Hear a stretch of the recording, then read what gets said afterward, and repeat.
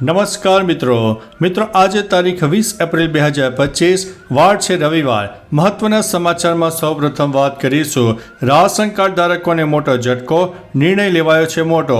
રાજ્ય સરકારે રાજ્યના તમામ રાશન કાર્ડ ધારકોને ફરજિયાત કેવાયસી કરવા માટે તાકીદ કરીને નિર્ણય કર્યો છે, જેમાં જે રાશન કાર્ડ ધારકોએ હજુ સુધી પોતાની કેવાયસીનું કામગીરી પતાવી નથી તેમને ઝટકો મળી શકે છે। ઈ કેવાયસી માટે છેલ્લી તારીખ 30 એપ્રિલ આપવામાં આવી છે, જેમાં ઈ કેવાયસી કામગીરી ન કરનારને રેશન કાર્ડ ધારકોને રાશનનો જથ્થો મળવાપાત્ર રહેશે નહીં તેવો ફરમાન મામલતદાર દ્વારા જાહેર કરાયો છે।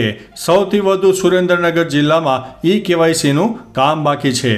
મિત્રો, અન્ય મહત્વના સમાચારની વાત કરીએ તો 2000થી વધુના યુપીઆઈ વ્યવહારો પર કોઈ ટેક્સ નહીં હોય, આ હતી અફવા। નાણાં મંત્રાલયે ₹2000થી વધુના યુપીઆઈ વ્યવહારો પર જીએસટી લાદવાના પ્રસ્તાવને પાયા વિહોણો ગણાવ્યો છે।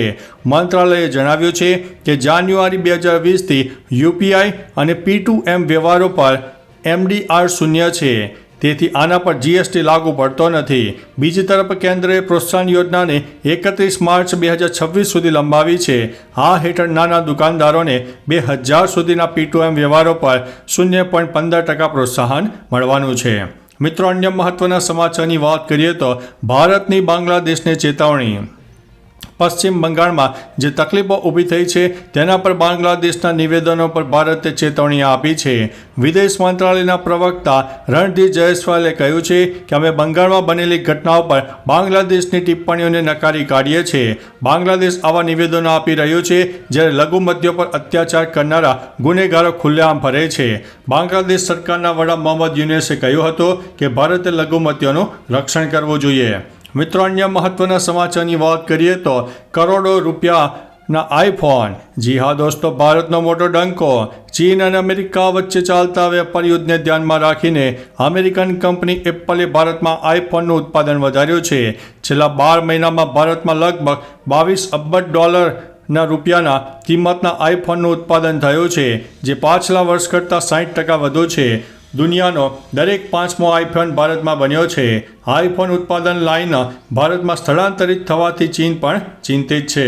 મિત્રો, અન્ય મહત્વના સમાચારની વાત કરીએ તો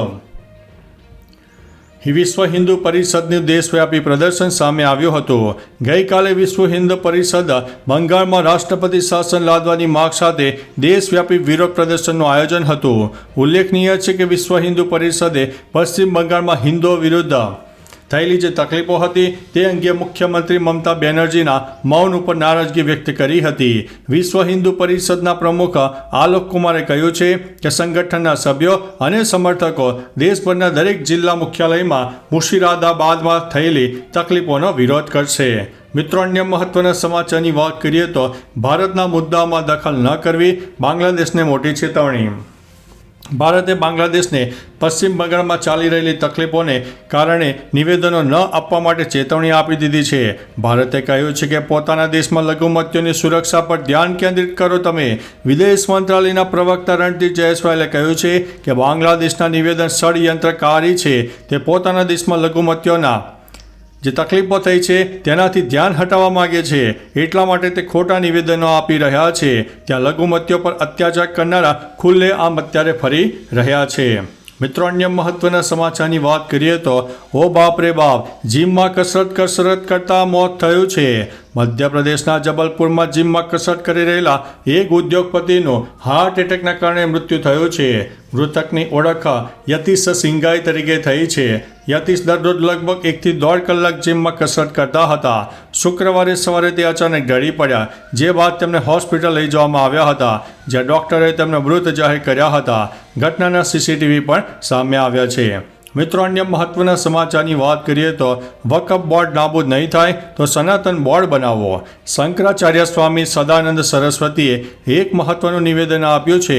તેમણે કહ્યું છે કે 1950માં અમલમાં આવેલા બંધારણમાં વકફ બોર્ડનો કોઈ ઉલ્લેખ નથી। આ આપણી મિલકતો હડપ કરવાનું એક સુનિયોજિત કાવતરું છે। અમે ઈચ્છતા હતા કે વકફ બોર્ડ સંપૂર્ણપણે નાબૂદ થાય। જો આ વ્યવસ્થા ચાલુ રહેશે તો સનાતન ધર્મ માટે પણ સનાતન બોર્ડની રચના કરવી જોઈએ। મિત્રો, અન્ય મહત્વના સમાચારની વાત કરીએ તો આ દિવસે કેદારનાથ, બદ્રીનાથના મંદિરના કપાટ ખુલશે। બદ્રીનાથ અને કેદારનાથ મંદિર સમિતિએ બંને મંદિરો ખોલવાની તારીખ જાહેર કરી છે. 2 મેથી કેદારનાથ ધામના કપાટ ભગવાનના દર્શન માટે ખુલશે, જ્યારે બદ્રીનાથ ધામના કપાટ 4 મેના રોજ ખોલવામાં આવશે. બીજા કેદાર તરીકે ઓળખાતા મદમહેશ્વર મંદિરના કપાટ 21 મેથી ખોલવામાં આવશે, જ્યારે ત્રીજા કેદાર તરીકે પ્રખ્યાતા તુંગનાથ મંદિરના કપાટ 2 મેના રોજ કેદારનાથ ધામની સાથે ખુલશે. મિત્રો, અન્ય મહત્વના સમાચારની વાત કરીએ તો ભાજપના એમએલએ સામે પાર્ટીમાંથી જ ભ્રષ્ટાચારનો આરોપ. રાજકોટના ઉપલેટાના ભાજપ એમએલએ મહેન્દ્ર પાડલિયા વિરુદ્ધ ભ્રષ્ટાચારના આક્ષેપો કરતા લેટરકાંડથી રાજકીય ગરમાવો વધી રહ્યો છે. ભાજપા અને સંઘની કાર્યકર્તા નામે લખાયેલા પત્રમાં હપ્તા લેવાની અને નગરપાલિકામાં ભ્રષ્ટાચારની ગંભીર બાબતો લખવામાં આવી હતી. પત્ર ગુજરાત અને દિલ્હીની હાઈકમાન્ડને મોકલાયો છે. ધારાસભ્યએ પત્રની કોપી એસપીને આપીને આ પ્રકારનું કૃત્ય કરનાર સામે કાર્યવાહીની માંગ કરી છે. મિત્રો, અન્ય મહત્વના સમાચારની વાત કરીએ તો ₹2000થી વધુના યુપીઆઈ ટ્રાન્ઝેક્શન પર ટેક્સની વાતો ખોટી છે. ₹2000થી વધુના યુપીઆઈ પેમેન્ટ પર કોઈ ટેક્સ નહીં લાગે. શુક્રવારે નાણાં મંત્રાલયે ₹2000થી વધુના વ્યવહારો પર જીએસટી વસૂલવાની વાતોને ખોટી ગણાવી છે અને અફવા ગણાવી છે. મંત્રાલયે કહ્યું છે કે જીએસટી લાદવાના અહેવાલો સંપૂર્ણપણે ખોટા અને પાયાવિહોણા છે. જાન્યુઆરી 2020થી યુપીઆઈ અને P2M વ્યવહારો પર MDR એટલે કે વેપારી ડિસ્કાઉન્ટ રેટ 0 છે, તેથી આના પર જીએસટી લાગુ પડતો નથી. મિત્રો, અન્ય મહત્વના સમાચારની વાત કરીએ તો લ્યો બોલો, હવે વેવાઈ અને વેવાણ ફરાર થઈ ગયા છે. અલીગઢના પ્રખ્યાત સાસુ સસરાને જમાઈ કેસ પછી હવે બદાયુમાં વેવાઈ અને વેવાણ ફરાર થઈ ગયા છે. મહિલાને 4 બાળકો છે, જેમાંથી એક છોકરીના લગ્ન 2022માં થયા હતા. તેના જ સસરા સાથે મહિલાએ પોતાનું જીવન વિતાવવાનું નક્કી કર્યું છે. મહિલાનો પતિ ટ્રક ડ્રાઈવર છે. આ કિસ્સામાં મહિલાનો પુત્ર કહે છે કે મારા પિતા ઘરે રહેતા નહોતા. મમ્મી દર 3જા દિવસે બહેનના સસરાને ઘરે બોલાવીને તેમની સાથે રહેતી હતી.